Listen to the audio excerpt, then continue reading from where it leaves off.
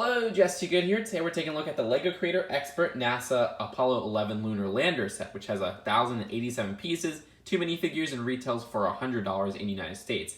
This was given to me by LEGO early, so thank you, LEGO, though all opinions in this video are my own, independent of LEGO. So the Apollo 11 mission is super important. It was the first manned spaceflight to land on the moon. And the two that landed it on the moon are also very important as well. It was Buzz Aldrin and Neil Armstrong. It's celebrating 50 years of the mission now in July. So you think LEGO would make a new faceprint for Buzz Aldrin and Neil Armstrong? Nope. Look what they did. Generic city faceprint.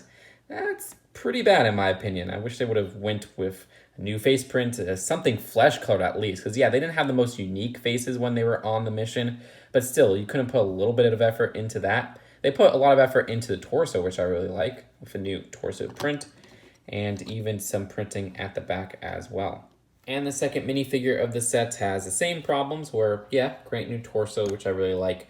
Great helmet piece that fits, and you got the back torso, but face that is just super generic and not specific to Buzz or Neil, which is pretty ridiculous. Oh well, I'll move on.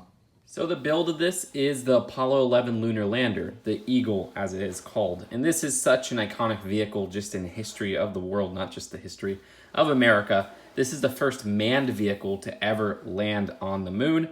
And of course, this mission was the first time that humans ever touched the moon. And in a way, I think this does great justice to it in Lego brick form. The Eagle can easily be removed from this stand, but when it's connected to the stand, it's not going to wobble off or anything like that. I like how these dishes fit perfectly into these particular holes, but let's take a closer look at the very iconic vehicle. So one thing you'll notice right away with the Lunar Lander is that there's a lot of nice gold pieces on it. That's present throughout the descent of the vehicle, which is this bottom part. This top part right here is the ascent. This was left on the surface of the moon. This was lost in lunar orbit. Now the design with the gold and everything uses a nice metallic gold coloring, which it's really nice to get that color of gold because usually LEGO would cheap out and just go with pearl gold. This one looks a lot more authentic. And it's great for people who just love pieces in general because 1x2s in that color are pretty darn rare. And I haven't seen 1x1s or even those corner pieces in that coloring before. It looks great. Now, there's another way of gold that they go with, and it's these stickers that are almost like a foil material. They use this in some friend sets and whatnot. I like that design, or if you ever have a mirror on a sticker, it's on there.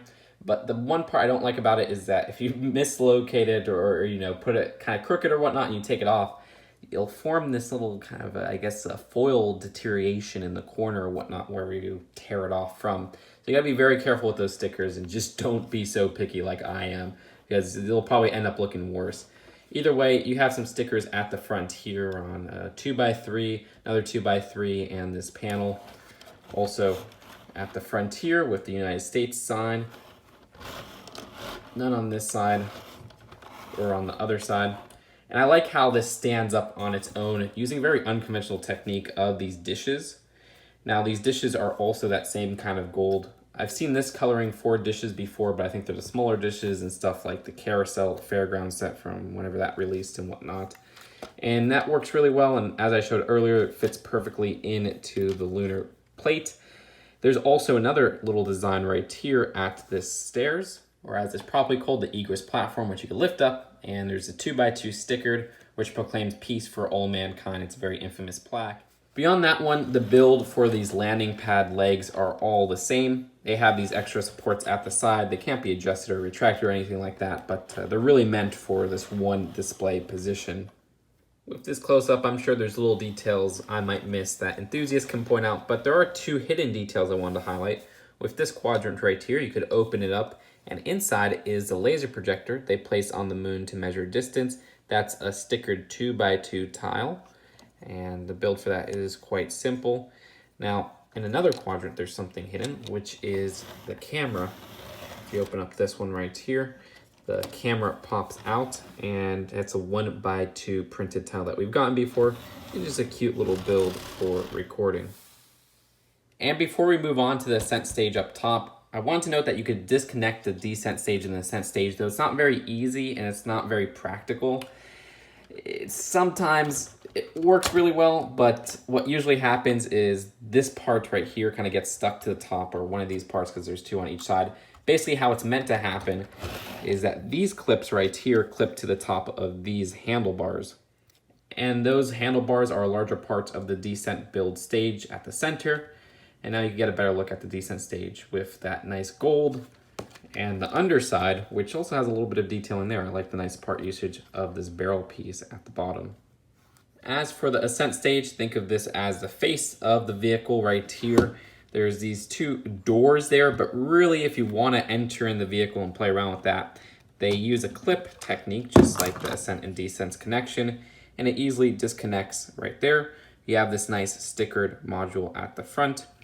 And on the inside, you have just enough space to fit 2, maybe 3 minifigures if you really want to push it. But on the inside, there's also more stickered parts, but not really much else to do. But I mean, I understand this is very compact space in Lego form. And if it wasn't clear before, there's also some stickers on the sides right there, which are actually the same trilogy of stickers, I should say, which are on both sides. Sticking both minifigures inside there and closing the face, I just wanted to note that this antenna at the front can be adjusted because it's on a mini ball joint. At the side, this one is on a little fork piece, so you can move it up and down. There's also these thrusters here, which there's a total of 4 on this build, and those can be adjusted because they are on hinged pieces. At the back, there's this part which can be removed. Same way as the face, where it has those clips, and those are just the stickers we saw at the inside. Other than that, at the side right here, there's a little bit more detailing, but nothing else too special. And if you're wondering what the top looks like, that's actually the docking tunnel there. But that's it for the Eagle. Let's take a look at that lunar landing platform. For the lunar landing plate design, it's not on a base plate, unfortunately, which I originally thought it would be. You can see the build from the bottom there using various plates. But it also doubles as a display piece with a nice printed 1x8 tile at the front. There's also an American flag planted into the moon there, which is super iconic. That's actually a sticker. I kind of wish it was printed, but oh well. And the design here uses some great techniques to kind of illustrate these little moon craters, which I really like. And you have enough studs to make a bigger display if you want, or if you want to just display your 2 astronauts at the front, you can do that as well. Let's do that. Put the plate down, and the Eagle has landed. But that is it for the builds of the set. Let's take a look at the packaging and then the final verdict. And the box of this is a nice $80 box size with the Expert logo and even Apollo 50th logo. At the back shows some different play features of this set. And the instructions not only give building steps, but nice history on the mission and little facts like, did you know it was a lingerie manufacturer who won the contract to develop spacesuits won by the crew of Apollo 11? I didn't know that, Lego. Thank you. So overall, I really like space exploration, but I'm not like an enthusiast of it. I'm not a huge fanatic. I don't study rocket science or anything like that. But from that perspective, I guess a normie perspective, as they would say, I really like how this came out. I think they translated a very iconic vehicle into minifigure scale, which they haven't done much before, and the last time they did it, it was really bad compared to this one. They go out of their way to make it really good with all these interesting techniques of studs not on top and just unconventional builds with different pieces. And they have this really nice gold coloring to it, which I wasn't expecting. I was really expecting it to be pearl gold, so I'm happy with how that came out.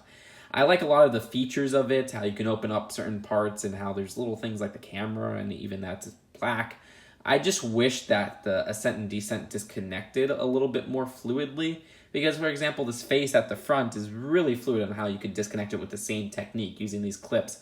But when it gets to this middle section, it seems like the parts are very scattered and that might be causing a lot of problems with how it connects and disconnects. It's not a big deal, but still a little bit annoying. However, the one thing that annoys me the most, beyond the Ascent and Descent problem, beyond the price, which actually there's nothing wrong with the price. I think the price is fantastic. I just needed to wait to introduce the price. It is the face prints. Them not having a face print specific for Neil Armstrong and Buzz Aldrin is kind of a spit in the face, in my opinion, if that was what was going on. The only, counter I could see is if they couldn't secure the rights from the Aldrin and Armstrong family. I would understand that. I just wish Lego could have put an explanation out. They actually put an explanation out for the Women of NASA set saying that they couldn't get the rights to one of the people in there. This one, they didn't say anything, so I hope it wasn't just a way to cheap out and say, hey, well, they didn't have the most iconic, recognizable, young faces, so we didn't want to make a new exclusive face print for them.